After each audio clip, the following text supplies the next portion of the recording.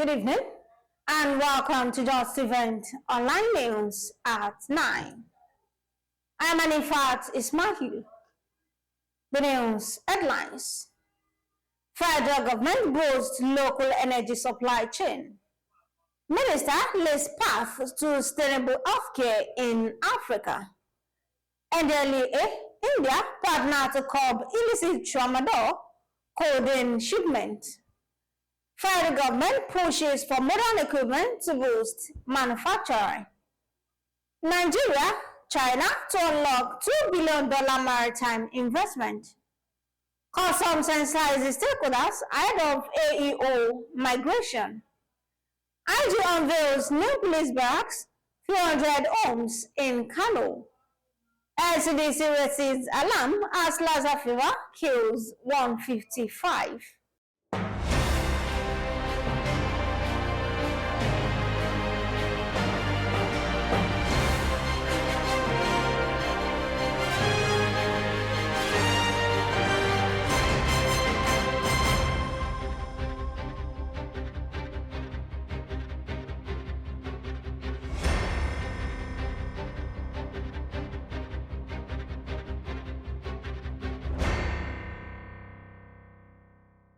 Now the news in details.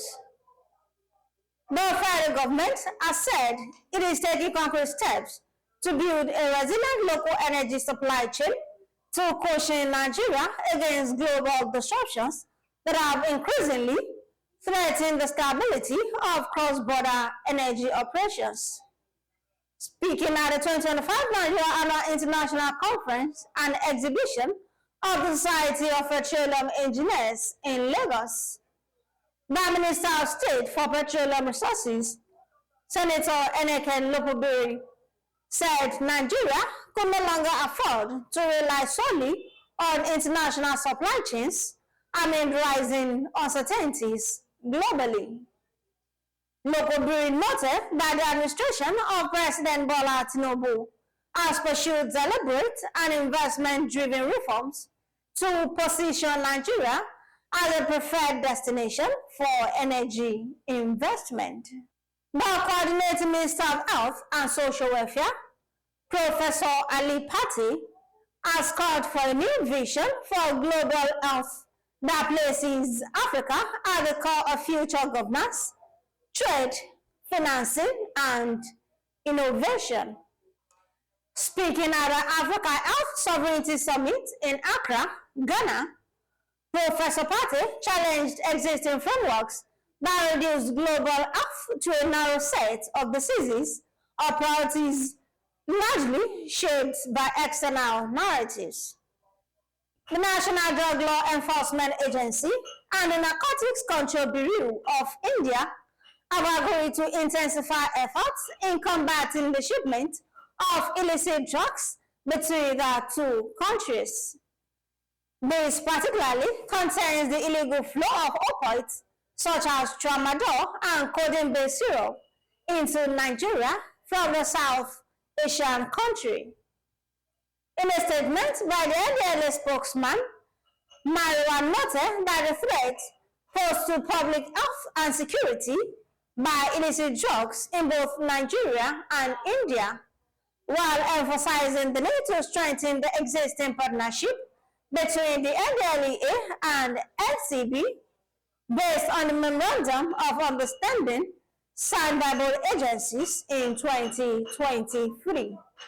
The federal government has said Nigeria must transition from importing used industrial scrap to deploying world-class, resilient manufacturing solutions as part of efforts to reposition the sector for global competitiveness. The Minister of State for Industry, Senator John Kano, stated this in Lagos.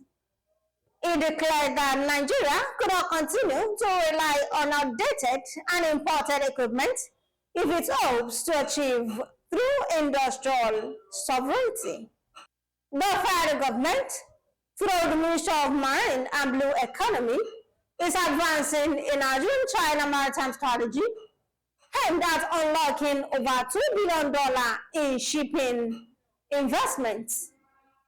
The initiative, which will accelerate indigenous vessel ownership and position the country as a regional maritime hub, has been formally presented to the Minister of Marine and Blue Economy at the Boyega Oyetola at the ministry's headquarters in Abuja.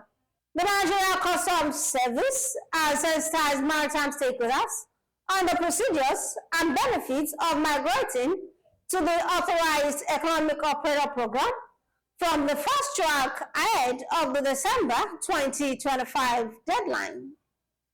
Speaking during the sensitization exercise in Ikeja, the Controller General of Customs, Adewale Adeniyi, explained that the AEO is a paradigm shift from way the service previously related with stakeholders.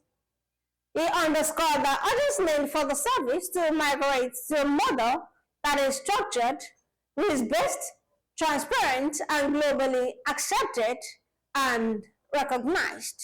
The Inspector General of Police, Kayode Egbetokun, has inaugurated the newly constructed police barracks and accommodation facilities in Bompai and Zara Road in Kano State. Egbetokun said the initiative is part of his administration's step towards improving the living conditions of police personnel and boosting working morale among officers of the Nigerian police force.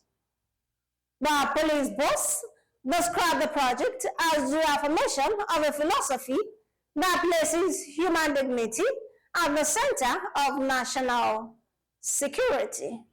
The Nigeria Center for Disease Control and Prevention, NCDC, has raised fresh concern over an increase in Lassa fever outbreaks across the country.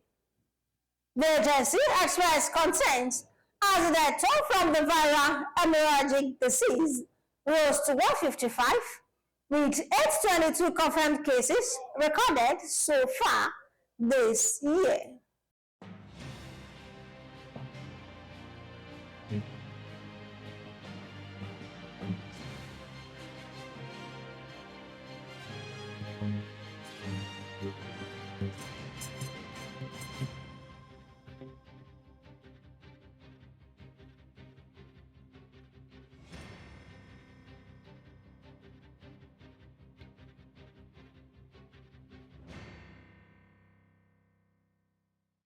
We have come to the end of Justeventonline news at 9.